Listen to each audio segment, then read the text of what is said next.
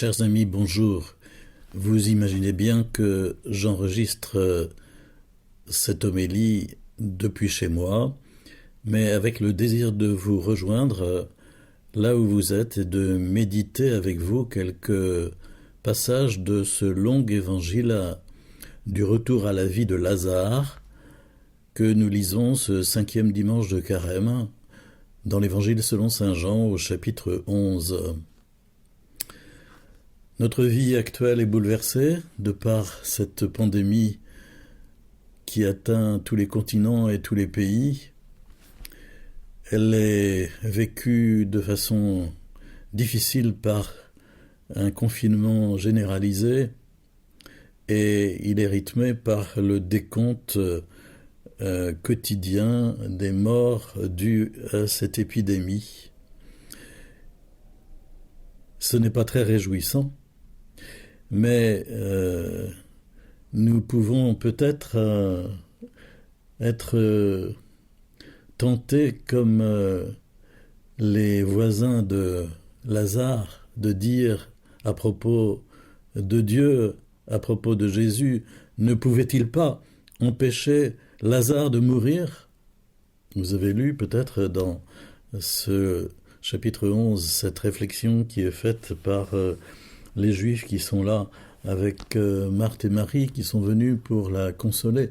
Ne pouvait-il pas empêcher Lazare de mourir? Nous voudrions bien que Dieu nous empêche de mourir. Et il y a là une vraie question, c'est-à-dire que en tant qu'adultes dans la foi, nous avons à accepter que la mort fasse partie de notre vie. Que la mort fasse partie de notre vie. C'est normal. Nous mourrons tous d'une façon ou d'une autre. Mais nous n'avons pas cependant à accepter que la mort soit l'horizon de notre vie. Qu'elle fasse partie de notre vie, ça c'est sûr. Nous aurons à y passer un jour ou l'autre. Mais elle n'est pas l'horizon ultime de notre vie. En effet, notre horizon, c'est la vie en Dieu. C'est la contemplation de la gloire de Dieu. C'est le saisissement par l'amour de Dieu dans sa lumière éternellement. C'est la louange de Dieu éternellement.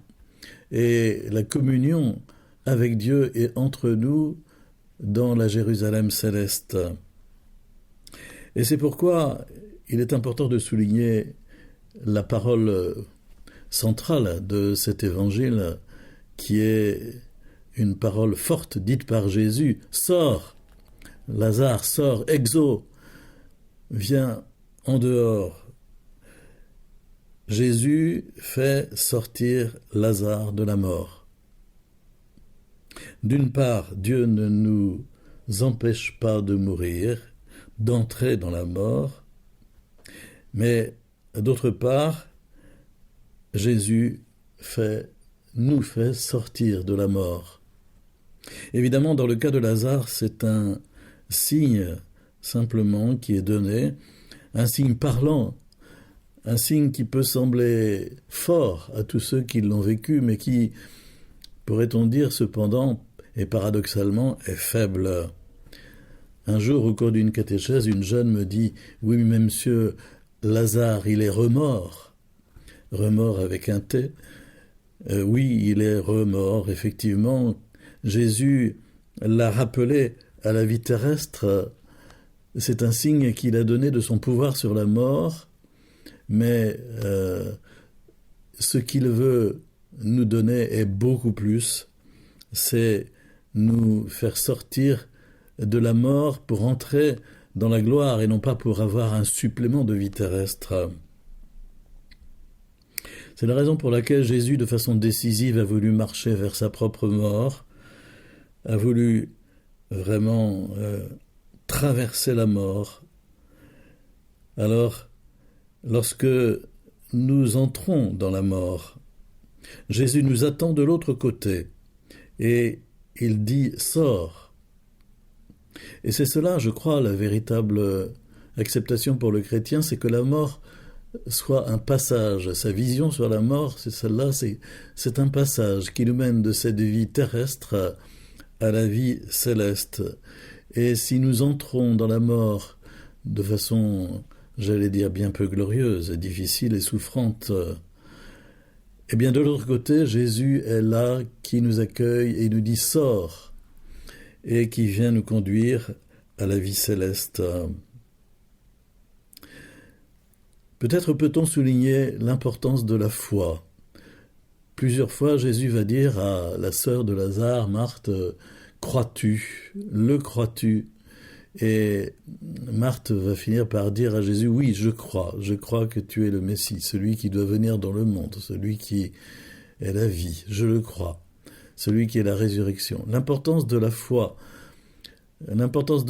foi pour notre vie et notre vision concernant la vie et la mort, la foi en Jésus, la foi en la résurrection de Jésus, la foi en ce pouvoir qu'a Jésus de nous faire sortir de la mort.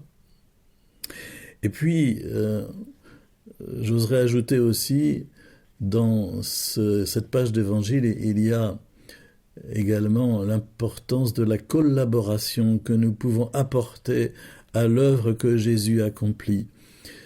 Concernant Lazare, il va dire à ceux qui sont à côté, déliez-le et laissez-le aller. On peut difficilement s'imaginer la scène d'un Lazare sortant enveloppé de bandelettes, le suaire sur la tête, et les voisins immédiats se chargeaient d'enlever le suaire, de délier les bandelettes, scène surréaliste. Et pourtant, Jésus ne fait pas tout, il demande notre collaboration, et si nous appliquons cela, j'allais dire à la mort biologique de notre corps, il me semble, peut-être, c'est du moins l'une des interprétations que l'on peut donner, que nous sommes appelés à collaborer, nous aussi, à délier ceux qui sortent de la mort pour entrer dans la gloire céleste, à les délier de tout ce qui peut effectivement les empêcher de pleinement entrer dans la vie glorieuse que Jésus leur accorde. Nous pouvons le faire par notre prière, c'est ce qu'on appelle la prière pour les âmes du purgatoire. La prière pour aider ceux qui sont liés par le péché, par des racines profondes de péché, de sortir de tout cela et d'entrer pleinement dans la vie glorieuse que Jésus leur donne par sa propre résurrection. Oh, vous savez, il y a beaucoup d'autres choses que nous pouvons découvrir dans ce chapitre 11 de l'Évangile selon saint Jean. Je vous invite à le relire, à prendre le temps de le lire, de le relire et puis de méditer tel ou tel aspect qui vous frappe et qui vous marque et qui vous aide à cheminer et aussi à vous remettre entre les mains de Dieu, entre les mains de Jésus.